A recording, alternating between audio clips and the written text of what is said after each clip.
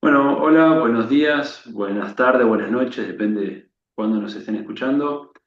Estamos con Beatriz Bragoni, a quien le agradezco que nos acompaña en esta entrevista, conversación que haremos en torno a una de las figuras sin dudas más queridas de nuestro país, que es José de San Martín. Beatriz, además de ser investigadora de CONICET, doctora en historia, es autora de una biografía muy importante sobre don José San Martín, una biografía política del Libertador. Así que, sin más preámbulo, si te parece, Beatriz, comenzamos a charlar un poquito. Bueno, muchas gracias por la invitación y será un gusto conversar con vos y llegar a tu audiencia. Bien, bueno, gracias. Bueno, si te parece, comencemos por el inicio, que es la mejor forma de empezar. Contanos un poquito de San Martín, su infancia, sus primeros años, su juventud. ¿Qué puedes decirnos al respecto? Bueno, José de San Martín fue el último vástago de una familia cuyo padre, Juan Francisco de San Martín, había emigrado, había llegado al Río de la Plata, eh, queriendo hacer la carrera de Indias, como se decía, ¿no? Había tenido, era un oficial, no era oficial, había entrado como soldado al ejército español y siguiendo, diríamos, su carrera, eh, se embarcó y llegó al Río de la Plata a mediados del siglo XVIII. Estuvo un tiempo eh, viviendo con Gregoria Matorras eh, en la banda oriental, en en una estancia, en la estancia de las vacas, eh, y allí tuvo una serie de problemas que lo destinaron a un nuevo lugar en las míticas misiones jesuíticas del Paraguay. eh, y ahí llega ya con una familia, diríamos, eh, más grande de cuando había llegado, porque se había casado por poder con Gregoria, ¿no? Habían nacido en la banda oriental tres hijos y mientras es un funcionario colonial, nacen dos más, Juan Fermín y José Francisco, eh, en esas míticas misiones jesuíticas en un pueblo de Yapeyú.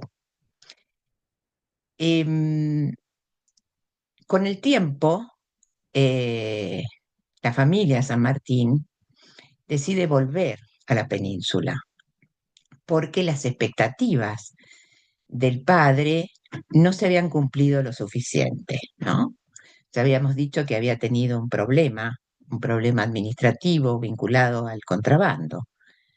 Y esto le había trabado el ascenso en el ejército, ¿no? Y en las funciones eh, burocráticas de lo que era la monarquía española en su vasto imperio. Eh, yo al momento de pensar ese Juan de San Martín, siempre se me representaba la figura del funcionario colonial, eh, diríamos, con expectativas frustradas, como pintaba Di Benedetto en Sama, ¿no? En esa novela. Que, eh, entonces vuelven a la península, recalen, y el padre termina muriendo en Málaga, ¿no? Pero esa familia lleva a cabo una estrategia que es que sus hijos varones cumplan con funciones militares, porque el ejército era un canal de ascenso, ¿no? Y por eso destinan buena parte de sus ahorros a que los hijos de la pareja no ingresen como soldados al ejército, sino que ingresaran como cadetes, ¿no? Y ahí se va buena parte del ahorro de la familia. Los bienes que habían cosechado, podemos decir, en el Río de la Plata, son puestos al servicio de esas carreras militares. por los cuatro hermanos. Y eh, José de San Martín eh, emprende una carrera dentro del ejército que lo conduce a diferentes destinos desde muy pequeño. Hay que tener en cuenta que la edad en esa época no es como, digamos, como va a ser posteriormente, ¿no es cierto? Son muy, muy chicos, no hay ese lugar de la infancia y de la adolescencia que hay después. Entonces esto es lo que tracciona a que San Martín se desvincula, José, que es nuestro protagonista, se desvincula muy rápidamente de su familia. ¿M? Y es muy llamativo esto, porque en el inmenso Archivo San Martín que está en el Museo Mitre, ¿no es cierto? No hay correspondencia de José con su familia, ¿no? Entonces esto plantea un recorrido y una trayectoria en donde esa familia queda como desmembrada y los hijos varones haciendo sus carreras militares, que son algunas son más comunes que otras, José, entonces, en ese trayecto, lleva a cabo algunas campañas militares en el norte de África, en Portugal, etcétera, hasta que lo encuentra el gran, diríamos, acontecimiento que, mm, eh, que afecta la estabilidad de la monarquía española y de todo el imperio, que fue la invasión napoleónica a la península y la inaudita abdicación de los Borbones, que termina en diríamos, esa abdicación en donde Carlos IV renuncia a sus derechos majestáticos y Fernando VII igual ante Napoleón. Napoleón entroniza a su propio hermano, José I Bonaparte, como rey de España y de las Indias, y este acontecimiento impacta en todos los reinos americanos, ¿no? Y Beatriz, también impacta en la península. antes de entrar en esta dimensión que ya entramos un poco en la vida adulta, si queremos, de San Martín, para cerrar un poquito su etapa infanto-juvenil, digámosle, Sí, eh, hay marcas constatables de esa infancia en el contexto de las misiones jesuíticas? ¿Hay marcas en su personalidad que sean constatables o es muy difícil de determinar eso? Porque es viste que difícil hay toda de una determinar. leyenda en torno, ¿no?, a la influencia. Sí, no, Hay hay hipótesis, claro. hipótesis que hacen, que dicen que San Martín no es hijo de la familia San Martín ni de Gregoria, sino que es hijo de una india, Rosa Guairú, y de Diego de Alvear, ¿no? Es una hipótesis que manejan algunas descendientes de la familia de Alvear, que les sirve para explicar también la rivalidad que en 1815 enfrenta a San Martín con Alvear, ¿no? O un poquito antes, ¿no? Y esa versión está sostenida por un historiador, eh, por Hugo Chumbita, que insiste en el origen americano de San Martín, no solamente porque nació en América, sino porque da por supuesto que en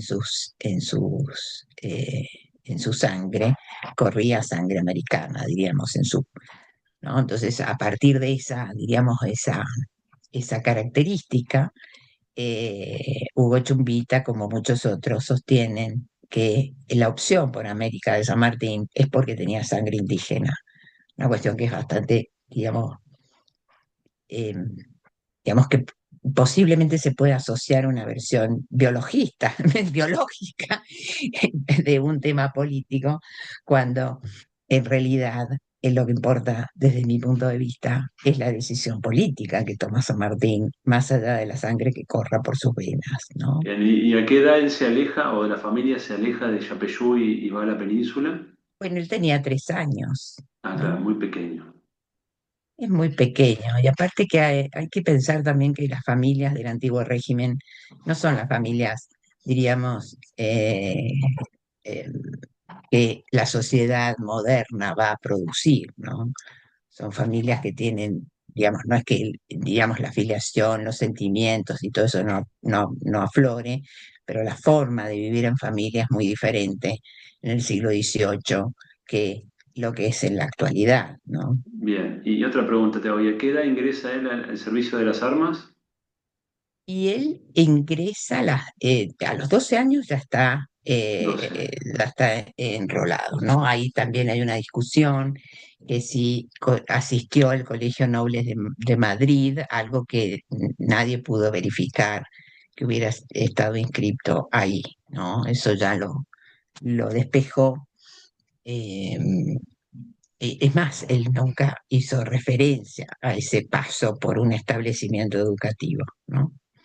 Si Bien, tenemos que pensar en la formación de San Martín, tenemos que decir, bueno, es el ejército, la misma práctica del ejército, y al mismo tiempo eh, diríamos,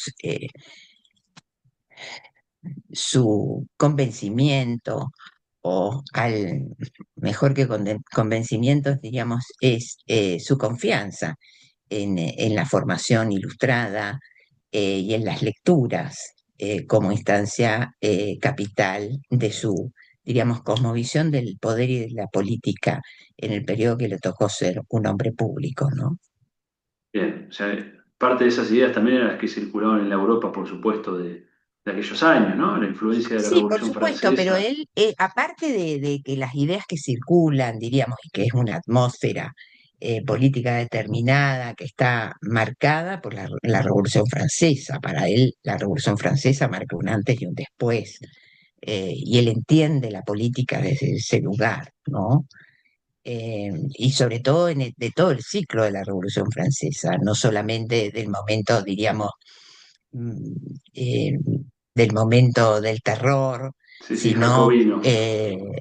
claro, del momento jacobino, sino también de la, digamos, proyección napoleónica, la expansión napoleónica, el rechazo a la expansión napoleónica, pero al mismo tiempo la admiración por Napoleón y el modelo napoleónico.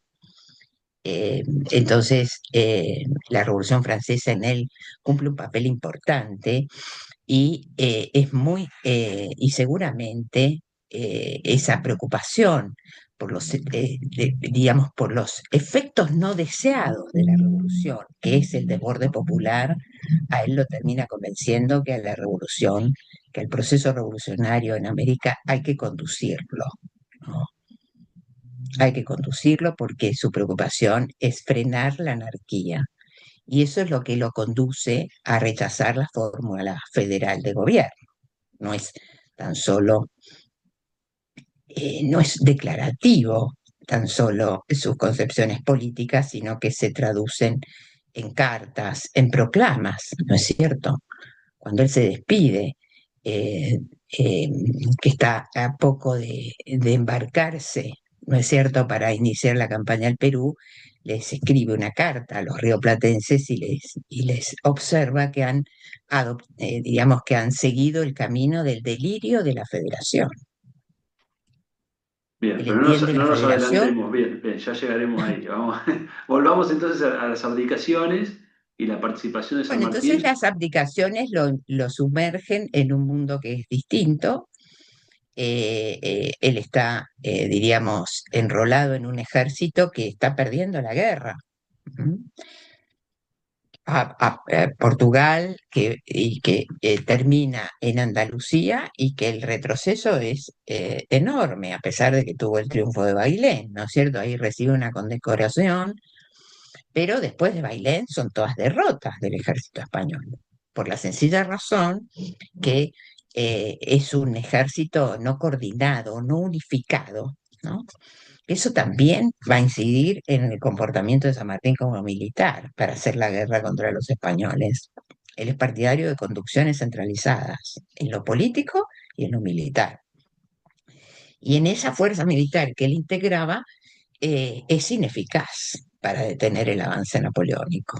Entonces ahí coincide esa experiencia de derrota con otra experiencia que es la de digamos, la del desorden de las multitudes y de las muchedumbres, que es lo que vive cuando termina muerto su superior, que es el marqués de la Solana, y eso lo convence que España de esa manera no va a poder dar, diríamos, la batalla hasta el final. Y efectivamente también tiene, digamos, su intuición es correcta, porque, digamos, las autoridades españolas se ven que son disidentes de José I y de las tropas napoleónicas, se ven obligadas a pedir ayuda a los ingleses para hacer la guerra.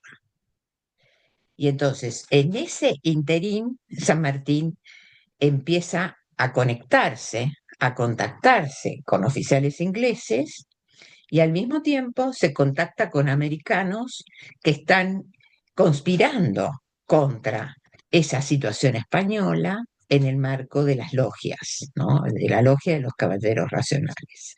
Y es así que San Martín ingresa a esa logia, a diferencia de sus hermanos que siguen en el ejército español, ¿no? Él ingresa a esa logia, ahí conoce a Alvear, conoce a otros americanos, y en la casa de Alvear, de Carlos de Alvear, que tienen ahí en Cádiz, ingresa a la logia y jura luchar por la independencia americana. En base a esa sociedad secreta, digamos, y que mantienen vínculos con los ingleses, tiene la posibilidad de pasar a Londres. Pero para pasar a Londres tiene que pedir el retiro al ejército español.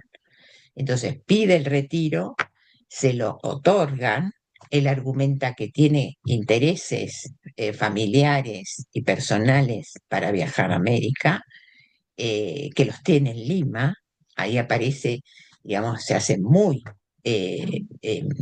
notorio que el tema es Lima, porque Lima es el corazón, diríamos, del poder español en América del Sur, y entonces San Martín pasa a Londres, obtiene un pasaporte, obtiene también recursos, está en Londres 3 meses, allí compra el famoso sable corvo, seguramente también aumentó su fondo bibliográfico porque viajó con un conjunto de libros muy importante que Va a andar trajo. siempre con su biblioteca, ¿no? Después en las campañas Sí, también. tipo itinerante, y es fascinante. Eso del personaje es fascinante, porque muestra que San Martín también es un personaje que forma parte de esa revolución de la lectura del siglo XVIII, ¿no?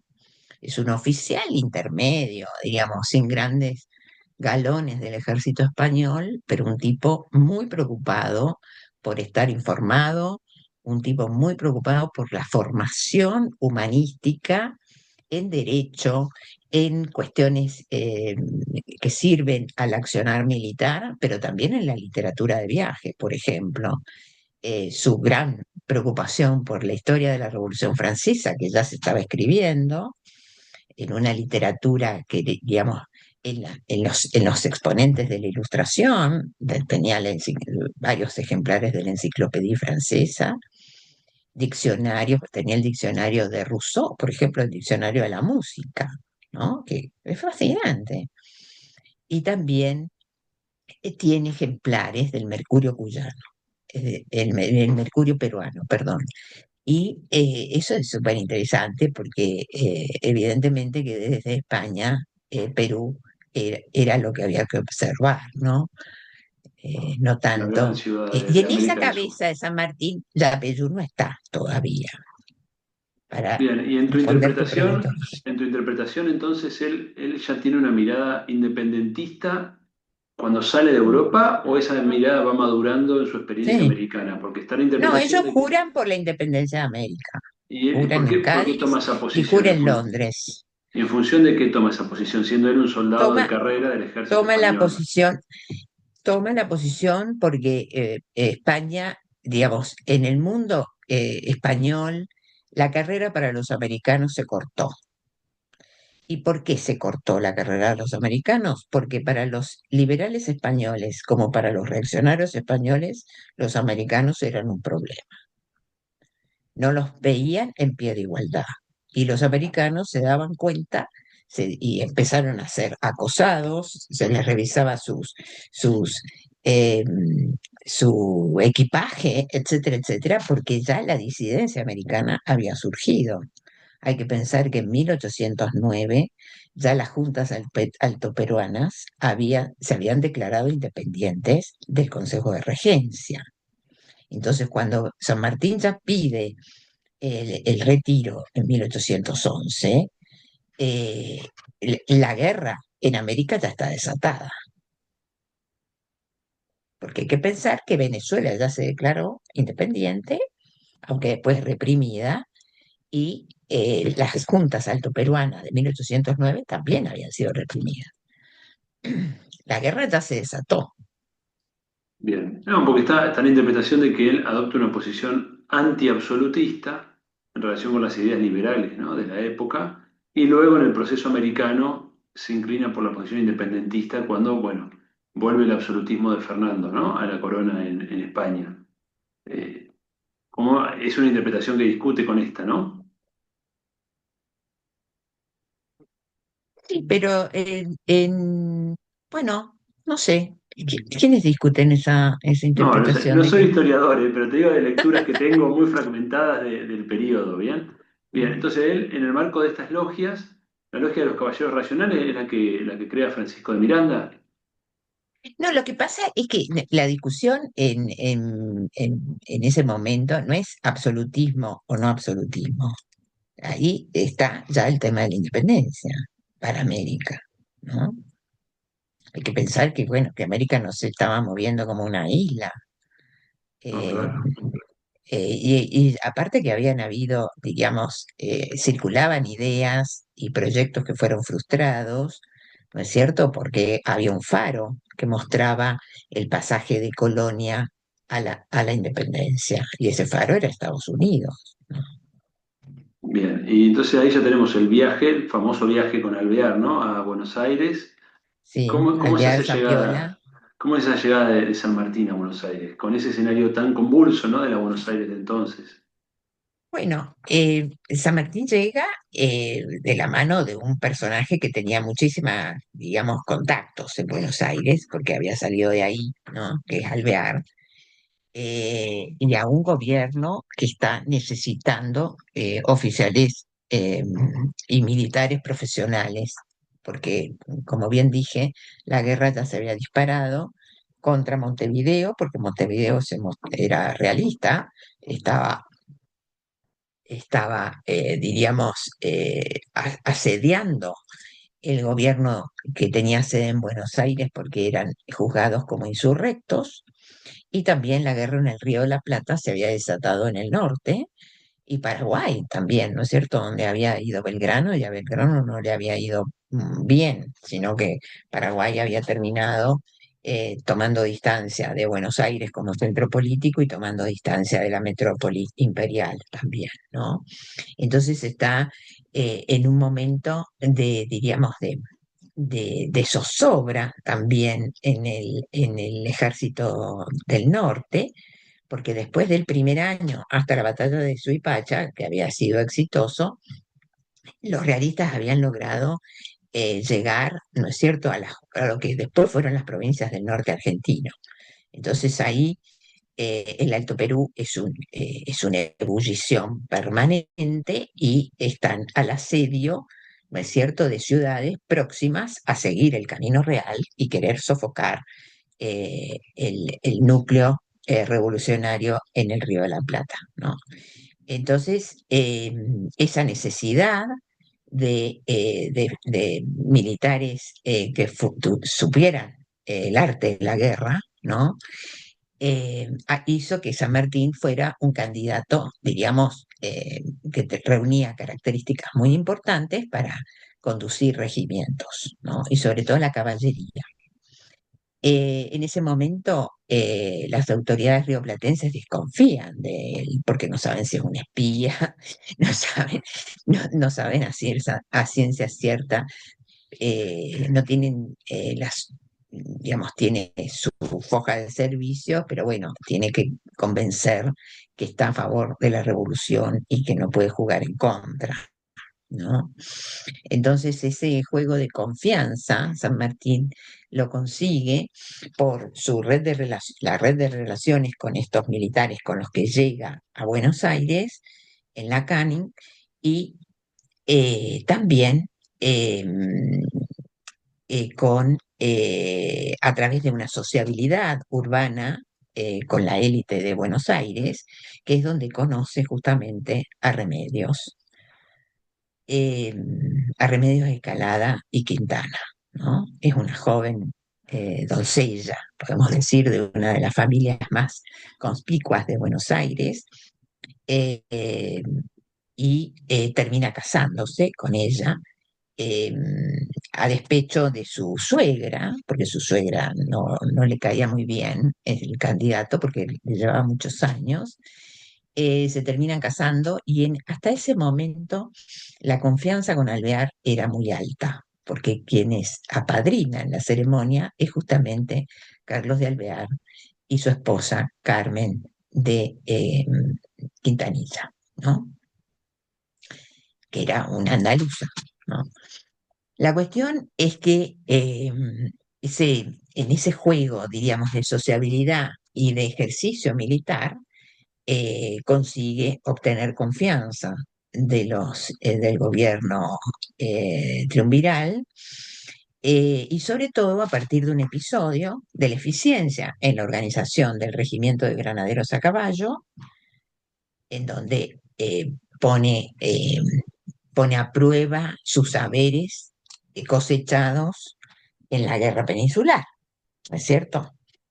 Eh, Oficiales, digamos, un regimiento que hiciera de la disciplina, de la jerarquía en los mandos y sobre todo también teniendo en cuenta un tema que es muy importante, que es la adecuada, diríamos, em, subordinación entre los cuadros superiores, los cuadros intermedios y la tropa, y al mismo tiempo el necesario adoctrinamiento y disciplina para ser eficaz en la guerra, pero no solamente para eso, sino para no romper la cadena de mando y generar lo que fue uno de los problemas más importantes de los ejércitos en esa época, que era la deserción, ¿no? Y para que el soldado no desertara, era necesario cumplir con el salario mensual que se le pagaba, ¿no? Entonces, él era un tipo muy preocupado, no solamente en el entrenamiento militar, sino en el sostenimiento de la fuerza militar. Y en sostener la fuerza militar es el recurso para el pres o salario, como también los equipos, el equipamiento, los uniformes, las armas, etcétera, etcétera. Y busca profesionalizar, digamos, la fuerza. Exacto. Es el ejemplo de un cuerpo profesionalizado, ¿no? El profesionalizado supone esas características. Bien, ¿y cómo se inserta él en la dinámica política que era tan compleja, ¿no? Entre ese marco triunviral y el surgimiento del directorio, bueno, y su pelea finalmente con Alvear, ¿no? ¿Cómo es toda esa etapa? Bueno, esa integración política tiene otra cara, esa integración militar que tiene que cosecha el éxito de San Lorenzo, ¿no es cierto? Que eso le termina de poner el rótulo de que es un patriota, digamos que está jugando a favor de la independencia, eh, y que no va a jugar para los realistas, se acompaña con una postura política, ¿no? Y esa postura política tiene un sostén que es como había sido en Cádiz y en Londres, la logia, que acá se llama Logia Lautaro, ¿no? Ahí convergen estos militares y se fusionan con lo que se llamaba en su momento la Sociedad Patriótica, que estaba formada por letrados. Y allí hay un impulso por radicalizar la revolución, digamos, por terminar con esa ambigüedad o esa cuestión anodina, que si somos independientes o no somos independientes de España, ¿no? A raíz de que si era verdad la máscara de Fernando y si era solamente una estrategia, si es un artilugio, etcétera, etcétera. Esa ambigüedad tiene que terminar y esa ambigüedad se pone en evidencia en la convocatoria de la Asamblea del año 13, ¿no? Y ahí, ¿por qué? Porque esta gente de la logia destituyó al primer triunvirato, eh, forman el segundo, que es justamente el que convoca a la asamblea, y en esa movida, en ese, digamos, en esa movilización política, San Martín tiene un papel importante, ¿no? Porque justamente moviliza el regimiento de granaderos para ayudar a destituir al gobierno, ¿no? A los efectos de radicalizar la revolución.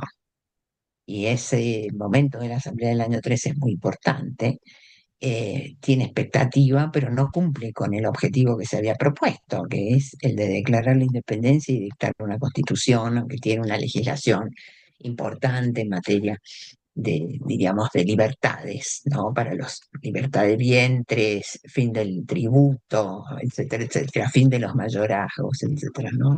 Y toda la sanción, digamos, la aprobación de la simbología patriótica, entre ellos el himno.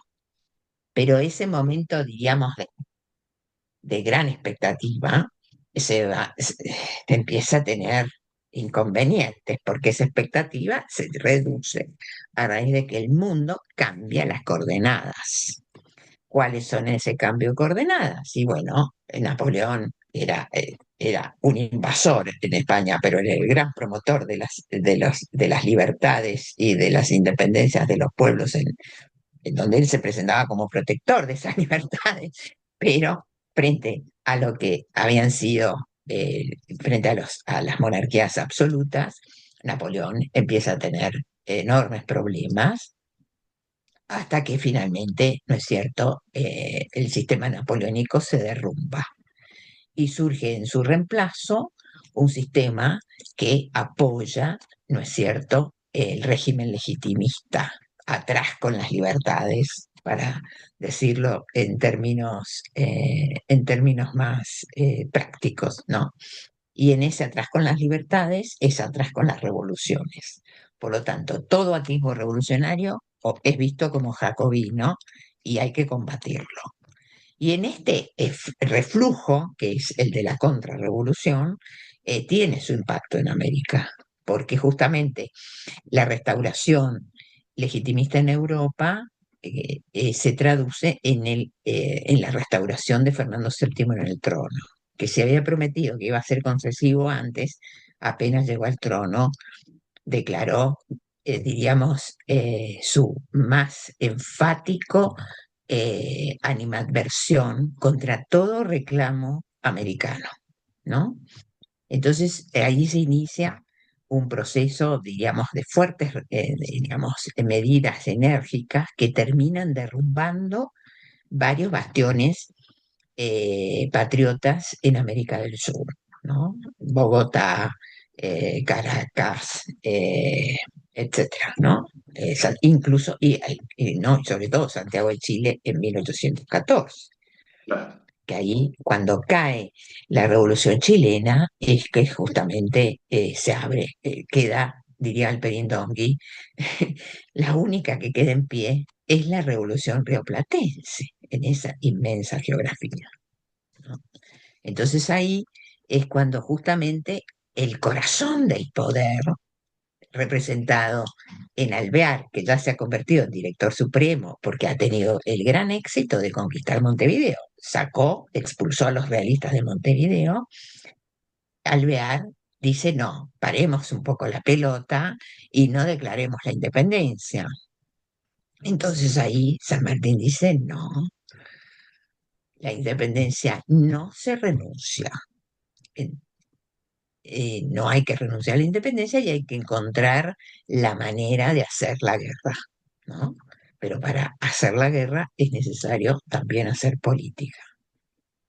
¿Dónde está él en ese momento, cuando se desata ese conflicto con Alvear? Ella estaba camino al ejército del norte, Él ya estaba comandando el ejército ya del estaba norte al cuando frente. recibe, porque ya a Belgrano le ha ido muy mal, convengamos, le fue muy bien en Tucumán y en Salta, Sí, al pero le inicio, fue muy claro, mal en Ayohuma y ¿cómo es? Vilcapugio. Vilcapugio. Le fue muy mal.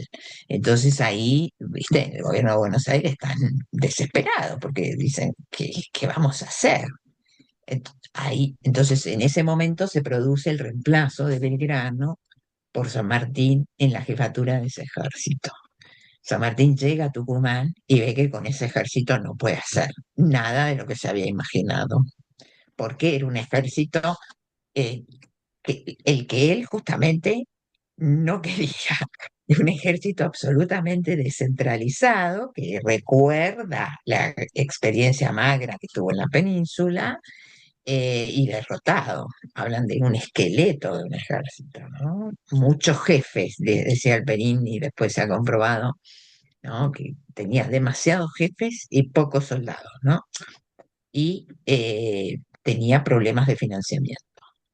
Entonces, ahí se da cuenta, aunque hace una ciudadela para entrenar y qué sé yo, que eso es inviable, una por la geografía del norte, que era mucho más escarpada, y otra por las características de ese ejército.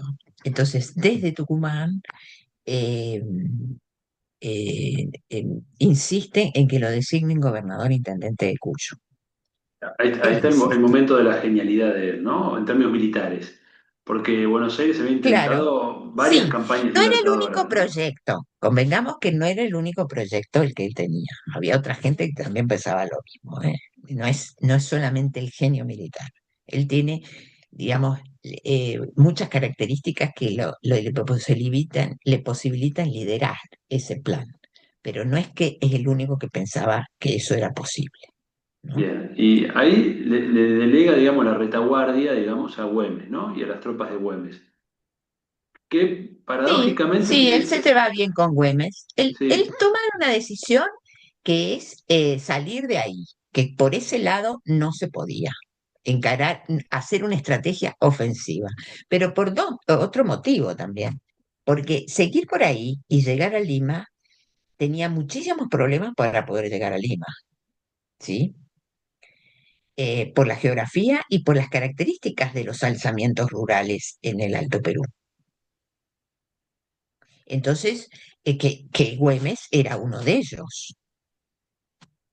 No era muy diferente a otros por eso te caudillos iba a decir, regionales no era el ejemplo altoperuanos. de un ejército profesional a la No, no, sanmartiniana. no. Y sin embargo, No, ahí pero él él también tenía descansa en eso, ¿no? experiencia en la guerra de guerrillas. En la guerra peninsular se combinaba formaciones militares regulares con guerra de guerrillas, que es lo que él va a terminar haciendo también en el Perú. En el Perú hay un desembarco, aunque me esté adelantando, hay un desembarco con una fuerza militar muy reducida y lo que ocurre en el territorio peruano es guerra de guerrillas. No es que es un ejército que, es más, cuando quieren hacer un ejército peruano en base a la división de los Andes, no le va bien, no tienen suerte. Claro. Digo, es llamativo esto, que como delega la retaguardia, que es un punto importante de entrada de la tropa realista, ¿no? A Claro, Güemes y a una modalidad claro, de pero, resistencia que, claro, pero defensiva. exacto, pero él no tenía autoridad política para hacer eso. Digamos, eso lo hace Güemes de hecho, ¿no? Porque él se convierte en gobernador, después en el 15 se convierte en gobernador de Gobernador, Salta. claro, claro. Bien. No es Eh, lo que te quiero decir es que no es un subordinado de San Martín, sino, esto es lo que hay que pensar, no es un subordinado. Los dos están a favor, y lo que es muy importante de todo esto, que eso lo trabajamos en una oportunidad con Sara Mata, que es una especialista en sí, la Güemes, entrevisté en este ciclo a eh, Sara. claro, el, que los dos están de acuerdo en sostener el sistema de unidad Claro. y los dos Y la están de independencia. acuerdo en convocar al Congreso del 16 y los dos están de acuerdo en la Constitución del 19 y los dos juran la Constitución del 19. Güemes jura la Constitución del 19. Bien, te quería preguntar ahora, vamos a hablar de gobernación de Cuyo y Congreso del 16, ¿no? Así que justo Ajá. vamos a ir hacia ahí. Contame un poco la Bueno, gobernación de Cuyo, cómo prepara el ejército de los Andes. qué características tiene ese gobierno suyo, su primer ejercicio de gobierno. Exacto, vos lo has dicho muy bien. Es su primer ejercicio de gobierno y llega a una ciudad que no tiene una sola relación, solamente tiene la designación de ser gobernador intendente de Cuyo. La jurisdicción había sido creada en 1813 justamente para ir frenando, porque ya se veía que la revolución en Chile venía cuesta abajo, ¿no es cierto?, desde 1813, porque Abascal había mandado refuerzos a las provincias del sur y solamente se mantenía, digamos, más o menos compacto Santiago de Chile, ¿no? No las provincias de Concepción. La provincia de Concepción y todas las, de Concepción al sur, ¿no? Entonces, ahí San Martín llega en septiembre del 14 y en octubre del 14 se produjo la derrota de los chilenos en Rancagua, ¿no? Y ahí el debut político de San Martín es tremendo, porque se encuentra en una ciudad sin ninguna relación personal, no conocía, nunca había estado, y al mismo tiempo con una situación muy delicada, porque están cruzando la cordillera los emigrados de la derrota chilena, ¿no? Y esa es una migración dividida entre dos liderazgos que son rivales y van a ser rivales hasta en la muerte. Te diría que es el liderazgo de Bernardo Higgins y el liderazgo de José Miguel Carrera, ¿no?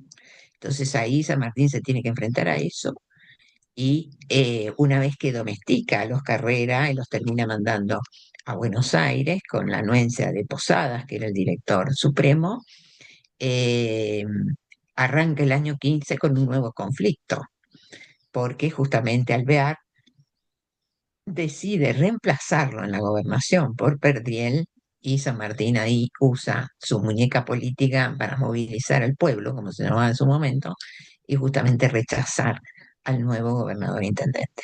Es decir, desobedecer al director supremo y promover su destitución, cosa que se produjo, ¿no es cierto?, con el levantamiento de Fontezuelas y Alvear quedó tumbado y reemplazado por Álvarez Thomas. Entonces, esa recomposición de la autoridad entre las provincias unidas en un momento tan crítico como fue la crisis del 15, hace que San Martín condicione la obediencia a un punto central, que es convocar un congreso general, a un congreso general, ¿no? O sea, que tiene un papel Y protagónico en esa convocatoria, el Congreso del 16. Totalmente, totalmente. Cuando uno revisa la correspondencia, le escribe al gobernador de Córdoba, al de La Rioja, a los tenientes gobernadores de las ciudades cuyanas, incluso le escribe a Artigas, diciéndole que es necesario sostener a Buenos Aires porque es el centro de recursos para la revolución en América del Sur. Él tiene en la cabeza, y esto a mí me parece súper importante, él tiene en la cabeza América del Sur. No tiene tan solo las Provincias Unidas del Río de la Plata. No tiene la Argentina en la cabeza. Tiene América del Sur. Esto que vos decís, que decís que difundís el pensamiento latinoamericano. Él tiene en la cabeza América del Sur, no tiene la Argentina. No, claro, sí eran límites que no existían, además, o sea, existían como límites interiores a las jurisdicciones españolas, claro, claro. Y cuál es su relación con Belgrano en el Congreso de Tucumán, que también tuvo una presencia muy importante, ¿no? Bueno, San Martín no va al Congreso, ¿no es cierto? Él designa a los representantes por Mendoza, los designa, digamos, personalmente, porque no pone en práctica el reglamento del 15 para hacer las elecciones, ni siquiera que fuera un simulacro. Él quiere garantizar la independencia por una razón muy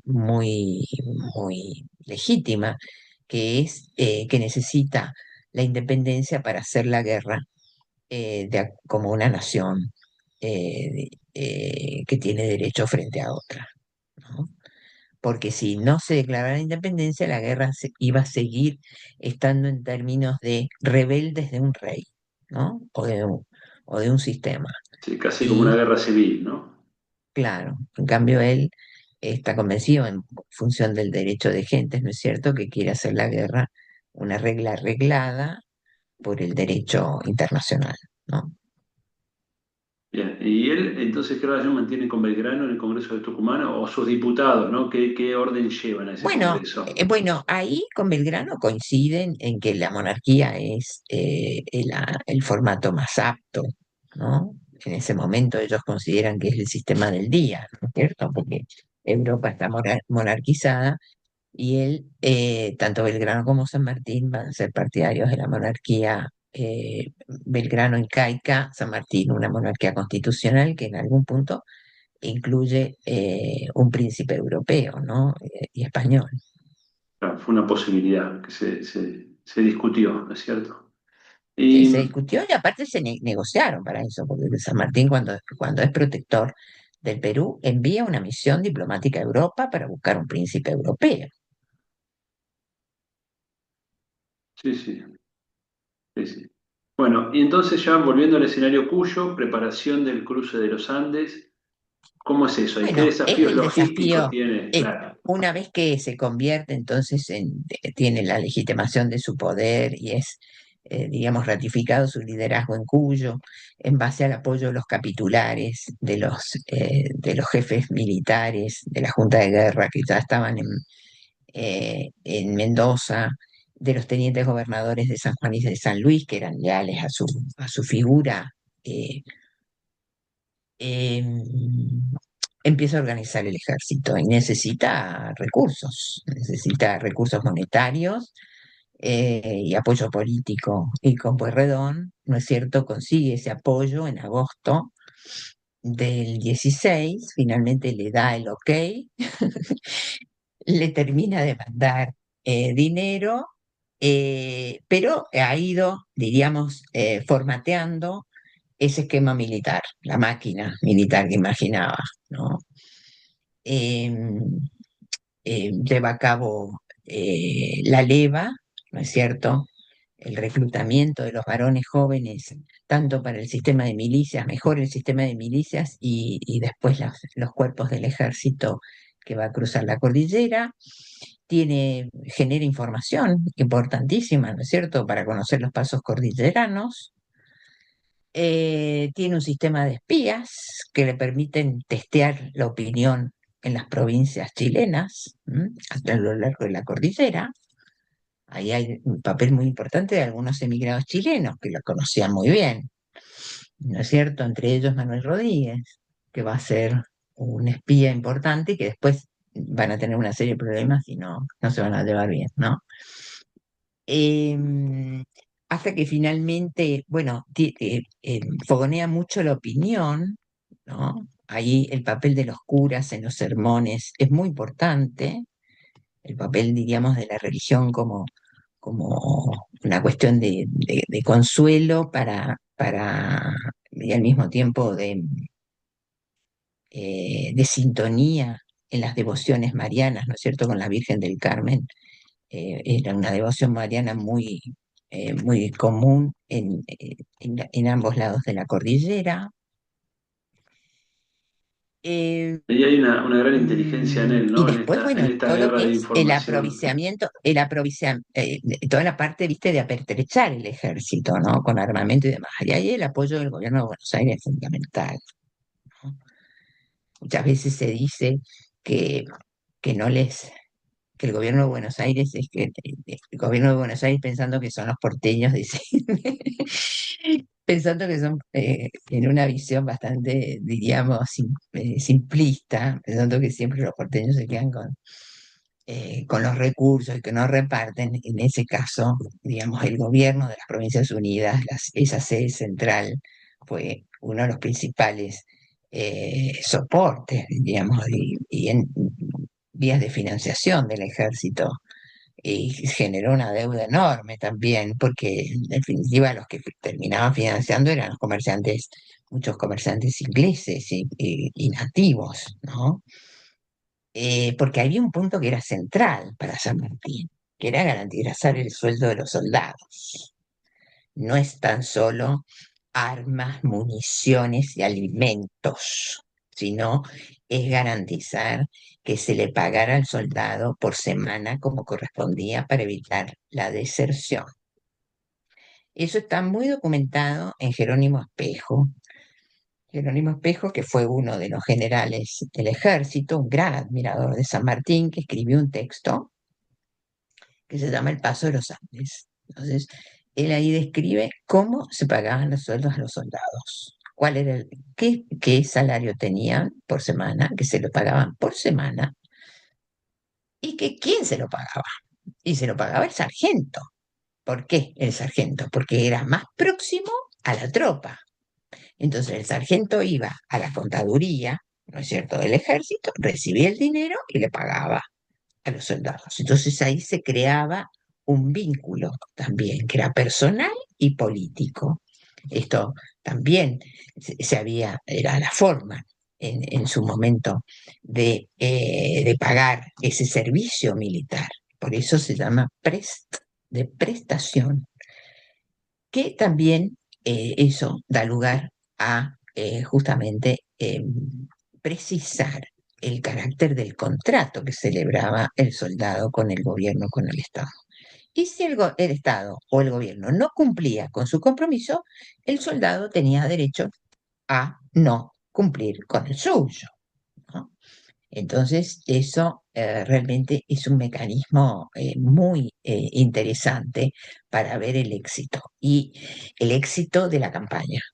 ¿Por qué? Porque cuando uno analiza cuánto representaba el presupuesto militar, el rubro salarios, se da cuenta que tenía un papel importantísimo, porque el 70% del presupuesto de 1815, 16 y 17 iba a salarios. Mirá vos, no tenía ese dato. Estamos hablando de la campaña libertadora cruza los Andes con qué cantidad de tropas.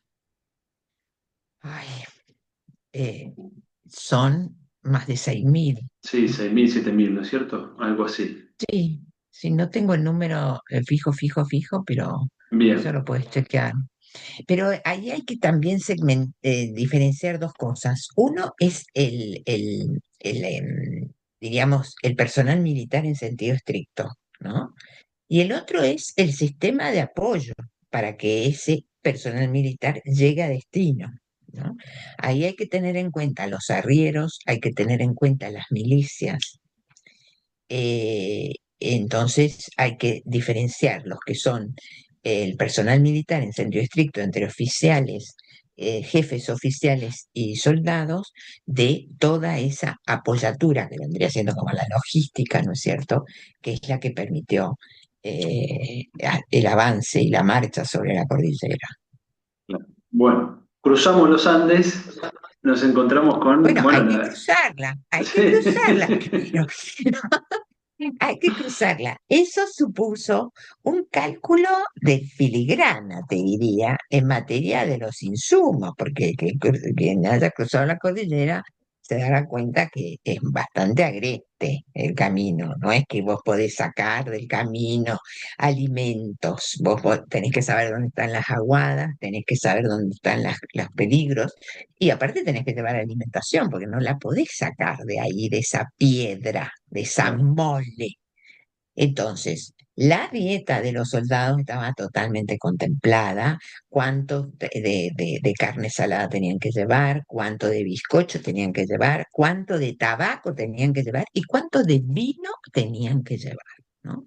Porque el vino cumplió un papel importantísimo en el cruce, a raíz de que no porque fuera el vino cuyano, no, sino por sus cualidades alimenticias, energéticas y también por que servía para pasar, cuando acampaban, Ah, para el para la frío. reunión de los soldados, eh, y ahí, viste, entre el clarín, los negros que eran los músicos de la banda, cantaban el himno nacional, alguna vidala o alguna cueca, ¿no? Y se cruza Hay por que varios decir puntos, también, ¿no? Varios puntos en claro, se simultáneo. cruza por 6 entre La Rioja y el sur de Mendoza. Entonces es una sincronía, dice Mitre en su libro maravilloso, es, es como una sinfonía, ¿no? porque arrancan las dos columnas que están, la de La Rioja y la del sur de Mendoza, porque la estrategia militar suponía la distracción de Casimiro Marcó del Pont a lo largo de la cordillera. Entonces van avanzando y las dos columnas principales cruzan por el paso de Uspallata y el de los Patos, el que se conoce más popularmente como los Patos, que se llama de Huaraz. Entonces por ahí cruza el grueso y entonces el otro tipo ha tenido que dispersar las fuerzas. Entonces las dos columnas se encuentran, porque tampoco es llegar a ir a la batalla de Chacabuco. ¿Qué hacen? Tienen que reponer fuerzas. ¿Dónde reponen las fuerzas? En las localidades más próximas. ¿Cuáles son esas localidades más próximas? La localidad de los Andes y la localidad de Santa Rosa. Entonces ahí llegan el contingente, han tenido algunas escaramuzas en el camino, recomponen los caballos porque han llegado en algunos casos muy rotos o se han muerto.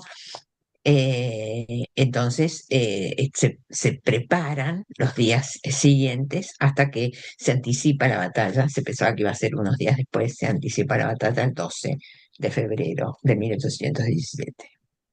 Y ahí estamos en Chacabuco, ¿no? Triunfo Exacto. sanmartiniano.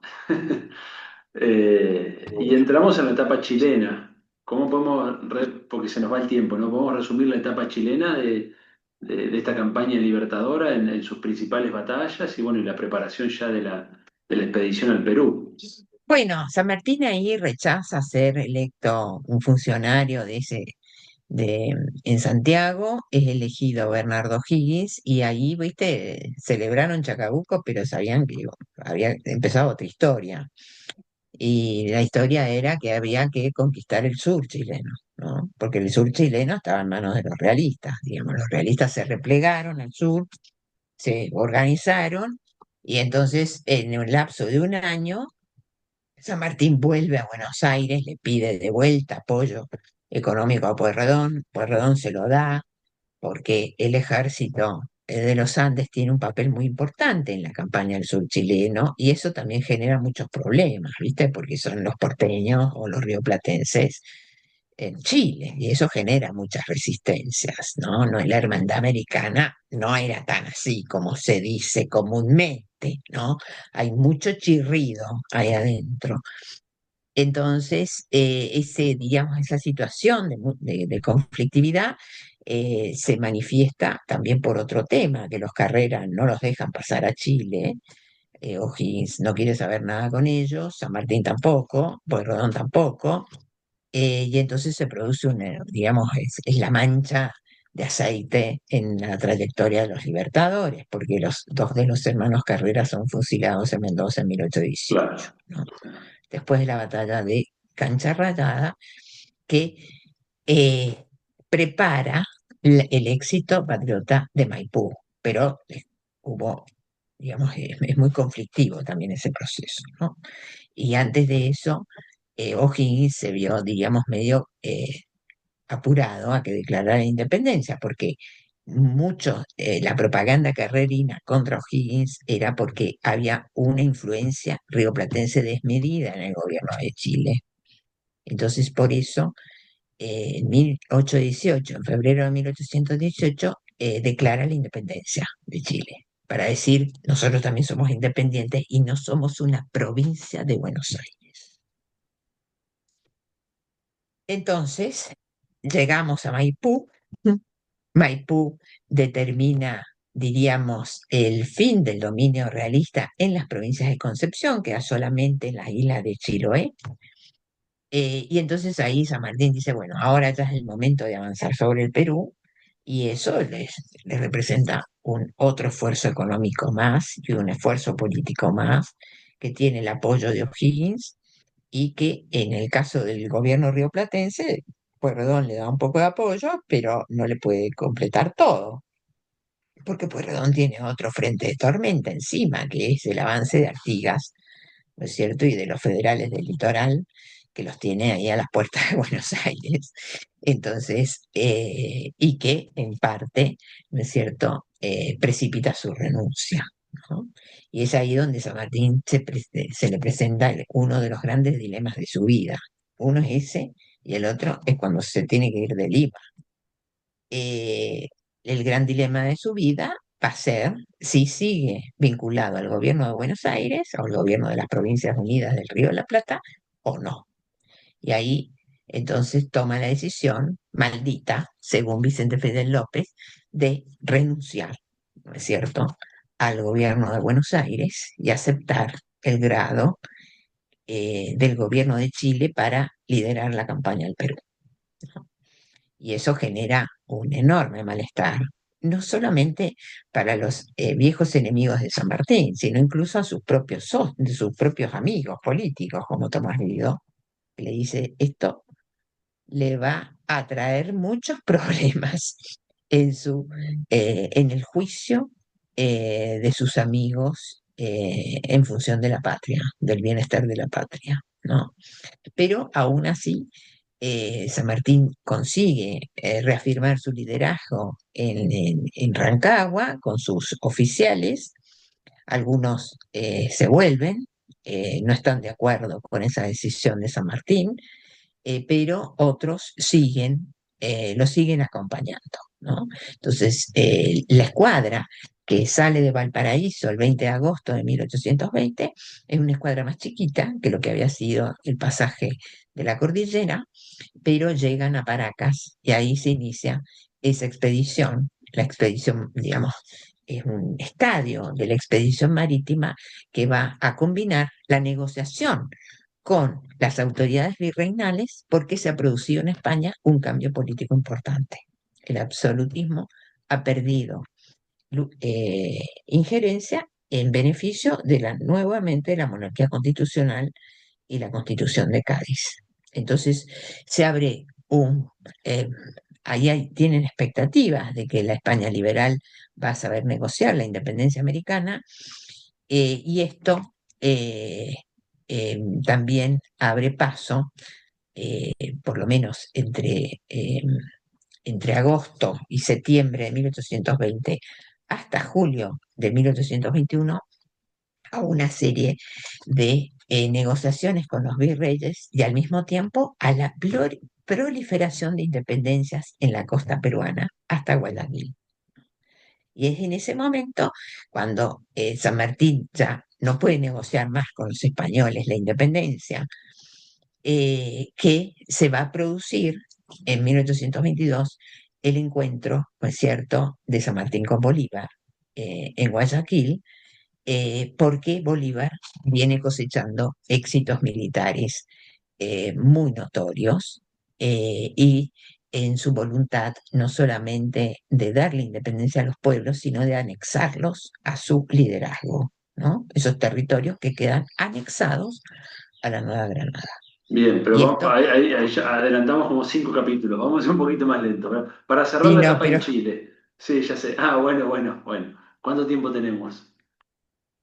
5 minutos. Ah, 5 minutos. Bueno, entonces sí, vamos a meterlo. No, porque siempre me llamó la atención ese juramento de Rancagua, ¿no? Y cómo él decide, o sea, tiene una convicción muy firme, ¿no? Y decide seguir adelante con el proyecto independentista, aún sin el respaldo de Buenos Aires, apoyándose ahora en O'Higgins, Bueno, él, fundamentalmente. no es que, bueno, sin el respaldo de Buenos Aires tiene otros problemas. Tiene muchísimos problemas Buenos Aires. Buenos Aires, las provincias argentinas, no Sí, solamente sí, no, Buenos eso te digo, Aires. pero la convicción que tiene es tan fuerte que dice, bueno, hay que seguir igual hacia Lima, ¿no? O sea, es como muy... Y un liderazgo, Sí, evidentemente, que tracciona recursos, tracciona gente, detrás de una expedición, sí, sí, que, sobre todo tiene mucho apoyo en el mismo Perú, ¿no? claro, bueno, y ahí tenemos esa etapa en Perú que es increíble de la guerra de Zapa, ¿no? Y de inteligencia y de información y cómo va jugando también la interna que bien estás describiendo vos, entre sectores dentro de los mismos españoles, ¿no? Sí, Eh, es otro tipo de guerra Es como que la hace del Perú. distintos tipos de guerra, ¿no? Eso es lo llamativo también Exactamente. de su Bueno, personalidad hay un militar. concepto que es muy útil para este periodo, que es la guerra de recursos, y que en general en las guerras de independencia, eso se ve también en, digamos, en el segundo ciclo de las independencias, en el siglo XX, ¿no? ¿No es cierto? En donde no es la idea que uno tiene que son ejércitos, ¿viste? totalmente profesionalizados los que avanzan, cuando en realidad las estrategias de guerra son disímiles, ¿no? Claro. Y bueno, y ahí tenemos, bueno, su ingreso a Lima, ¿no? Su triunfo político-militar, pero básicamente político, diría, ¿no? En cómo él ingresa a Lima. ¿Y qué experiencia hace él de gobierno ahí? ¿Cómo es esa etapa? Porque, bueno, también es muy Bueno, discutida. es muy discutida por varias razones. Bueno, la independencia es una independencia concesiva de las élites, ¿no? No, es que no tiene mucha vuelta, ¿no? Eh, es un apoyo, como ingresa a Lima, eso es súper interesante, ¿viste? Porque ingresa solo, sin el ejército, ¿no? Ha hablado con el arzobispo, habla con los capitulares, que ve la muñeca, de decir, bueno, vamos a hacer y vamos a apoyar la independencia. Finalmente, la independencia se declara el 28 de julio de 1821, pero lo importante de acá es señalar es que buena parte del virreinato peruano ya se había declarado independiente, ¿viste? Porque se había declarado independiente en todas las intendencias de la costa, que es donde él tenía el apoyo, incluso hasta Guayaquil. Pensar que llega a Lima y que porque declara la independencia de Lima está todo el territorio del virreinato. No, es al revés, es porque la unidad del virreinato se ha ido rompiendo porque hay, diríamos, independencias parciales, ¿no? De cada intendencia. Es súper interesante porque a medida que él desembarca en Paracas en septiembre, entonces empieza, es como un juego de naipes, ¿viste? Que cuando se van cayendo, bueno, hasta Guayaquil. Entonces, que son, eh, se forman juntas, eh, algunas por los antiguos funcionarios que estaban ahí, que declaran y sacan la bandera, etcétera, etcétera, y piden la protección del Libertador, ¿no? Y de ese ejército. Entonces, Lima, era importante avanzar sobre Lima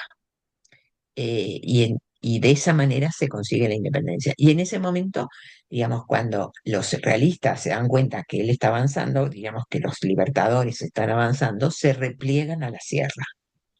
Entonces se llevan la imprenta, se llevan la plata, se llevan hasta los copones de las iglesias, ¿no es cierto?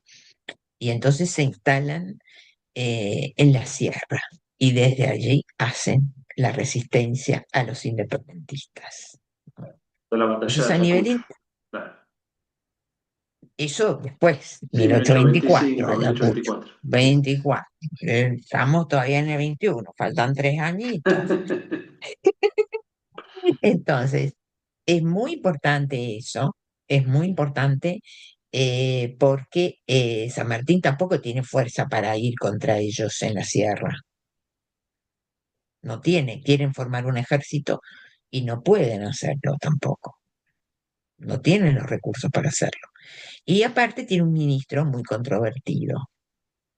Un ministro controvertido que es Bernardo Monteagudo, que no solamente es un gran divulgador de las ideas independentistas, sino también es un divulgador de las ideas monárquicas, que tiene una fuerte discusión en la sociedad patriótica de Lima entre los peruanos que dicen, no, la monarquía no, ¿a quién vas a coronar rey acá? En cambio, los peruanos dicen, no, tiene que ser una república. Y ahí pierden buena parte del apoyo, porque la élite de Lima no está de acuerdo con el proyecto político de la independencia, que es instalar una monarquía, Claro, monarquizar ahí se Perú. produce el asesinato de Monteagudo, ¿no? Con San No, Martín en... más tarde Claro, el claro. Ah, tenés asesinato, razón, es cuando ya está Bolívar, tenés razón, tenés razón. es más tarde. Sí, sí, sí. Entonces, ahí tiene, diríamos, tiene una derrota San Martín. Y después otra derrota, ahí se da cuenta, ¿no es cierto?, que necesita aunar fuerzas con otras fuerzas y por eso promueve la reunión con Bolívar. Pero Bolívar es digamos, es un general personalísimo, tampoco estaba muy dispuesto a compartir vidriera, ¿no? no cabían en el mismo teatro militar, diría con los años Tomás Guido. Y aparte que Bolívar no estaba de acuerdo con las ideas monárquicas del Círculo sanmartiniano, no estaba de acuerdo. Consideraba que las guerras de revolución habían promovido la movilización de las castas y que el formato monárquico era inaceptable para estos territorios, aunque había sido un gran admirador de la monarquía británica, ¿no? Entonces, frente a ese escenario, cuando San Martín vuelve de Guayaquil, su ministro Monteagudo ha llevado a cabo una política antipeninsular tremenda, tremenda, de desterrar y de confiscar los bienes de los españoles peninsulares, ¿no? Que ha exacerbado el humor social en Lima. Entonces llega y, digamos, no tiene, se da cuenta que no cuenta con apoyos de la sociedad local. Y a eso se suma la desconfianza que empieza a surgir dentro de los propios, porque los oficiales que lo habían acompañado durante mucho tiempo, como las Heras, ¿no es cierto? Eh, y como también Necochea y demás, piden la baja y piden el retiro y se van, ¿no? Entonces es un hombre que queda en el laberinto, queda solo. Es como el general en el laberinto de García Márquez. Ahí es que resuelve su retirarse, digamos, del escenario Y peruano. ahí decide irse, muy a pesar de lo que le dijo Tomás Guido, que le dijo, ¿cómo te vas a ir? En términos criollos ahora, te dice, te podés ir. Y él entonces convoca un congreso y abdica. Y él ahí, la decisión de él ahí ya es exiliarse en Europa o es ir a Buenos Aires y el No escenario se se encuentra exilia San Martín. San bien, o Martín sea, no se exilia, nadie le ordena que se vaya. Él mismo acuña la expresión ostracismo voluntario. Él mismo lo dice. Son los posteriores los que dicen que fue exiliado porque los echaron de acá y de allá. No, él decidió irse porque se dio cuenta era evidente que la decisión que había tomado tanto 1820 para las provincias del Río de la Plata como la decisión que había tomado para Lima no lo hacía, digamos, no era posible canalizar su vida pública en América. Y aparte tenía un proyecto familiar de por medio, que era que su hija no se formara en Buenos Aires o en América, sino en Europa.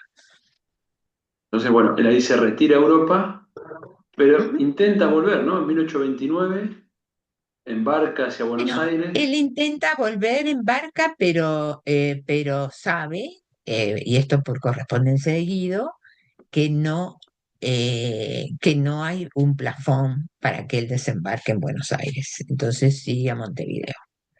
Ahí la guerra civil está desatada, en donde sus antiguos, digamos, los actores de la época están enfrentados, ¿no? Sobre todo Lavalle, que había integrado el regimiento de granaderos. Es Lavalle quien le ofrece hacerse cargo y se da cuenta que no es el momento. Las Heras había sido gobernador de Buenos Aires y se volvió a Chile.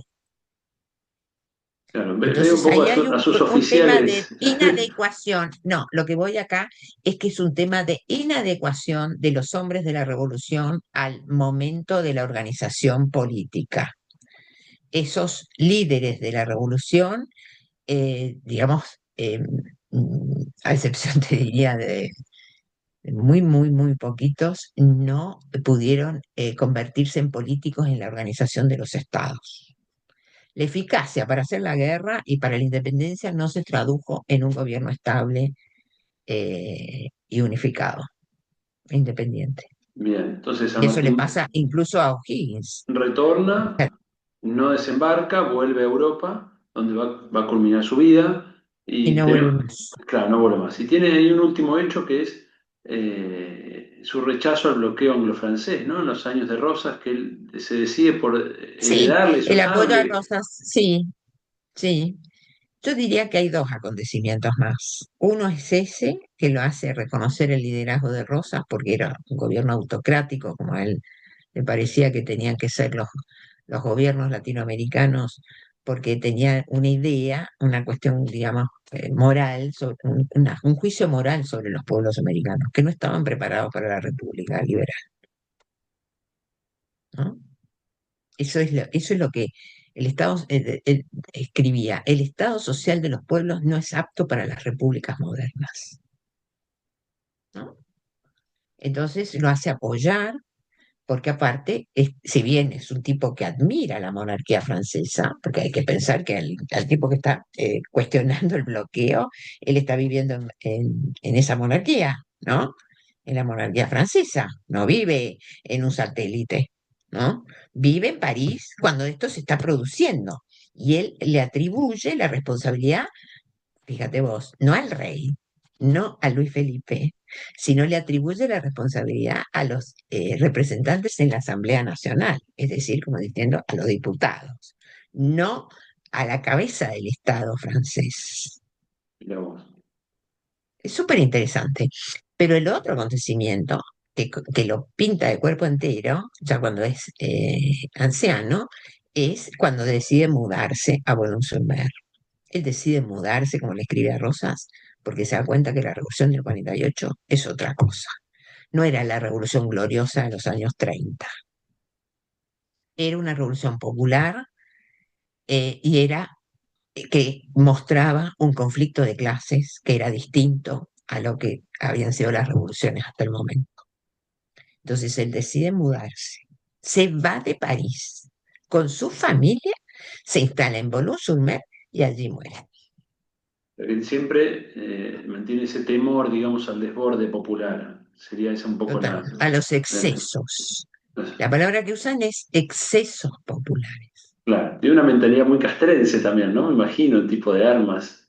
No, él tiene la mentalidad de la monarquía de Julio. Orden y libertad. Así le Claro. escribe una carta a Guido.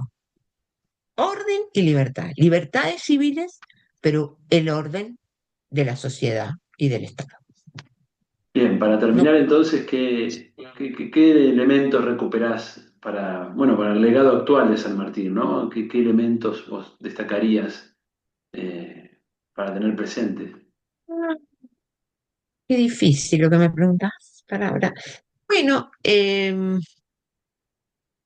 yo siempre de lo que pude aprender investigando San Martín y escribiendo esa biografía política es el papel que le daba la negociación en la vida pública, ¿no? Eh, a la negociación eh, formaba parte del juego político. No es solamente esto que vos decís, el espíritu castrense, ¿no?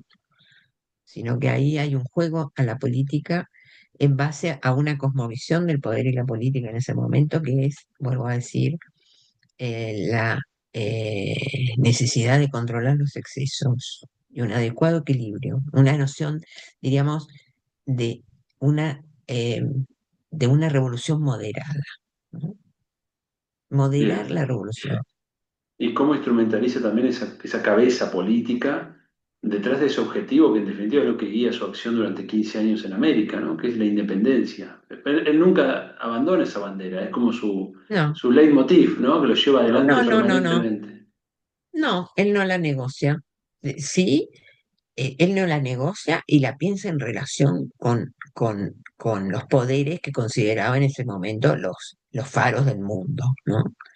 Es una independencia digamos, en colaboración con los poderes más modernos, como Gran Bretaña, por ejemplo, no con Estados Unidos.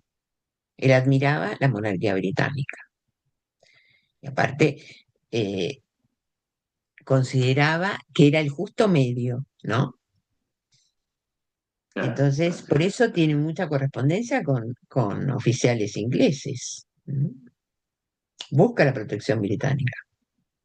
Y eso no lo hace ningún espía ni ningún traidor, sino un tipo pragmático que sabe lo delicado de la situación americana y que no puede diríamos, su sobrevivencia no puede, diríamos, quedar sujeta a ningún avatar, sino contar con la protección de los poderes que se consideraban los más modernos en esa época. Bueno, muchas gracias, Beatriz. Bueno, No te robo más tiempo. Adiós, muchas y gracias. llevamos 1 hora y media.